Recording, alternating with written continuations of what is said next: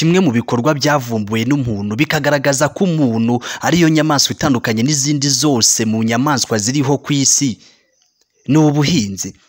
Gutekereza ko umuntu ashobora gucukura agashyiramo imbuto ikabora ikamera ikera agasarura agateka akarya, iki ni igikorwa cyagaragaje ko ukiremwa muntu ari inyamaswa itandukanye n'izindi nyamaswa zose zibarizwa mu ishyamba n'izindi muntu yabashije gutekereza akazana agashyira mu rugo.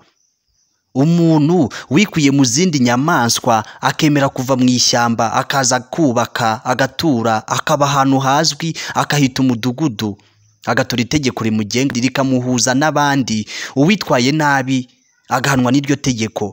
Uyu muntu ni inyamaswa itandukanye n'izindi nyamaswa zose ziriho ku isi.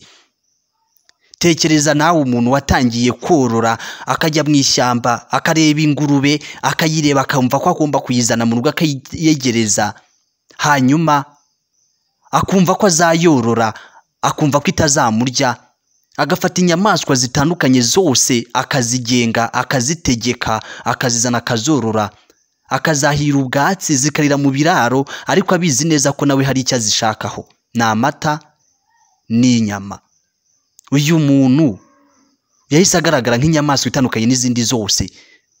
Mu bikorwa byose yakoze bimutunga bituma bahatandavura atayura ni uguhinga. Uku guhinga bidufitiye akahe kamaro? Ikaze nitwa Sam Kwizera. Guhinga byatangiriye mu gace kari hagati ya Afurika, Aziya n'Uburayi, hakurikiraho Amerika na Pasifika, nyuma bigenda byaguka bigera no muri Australia.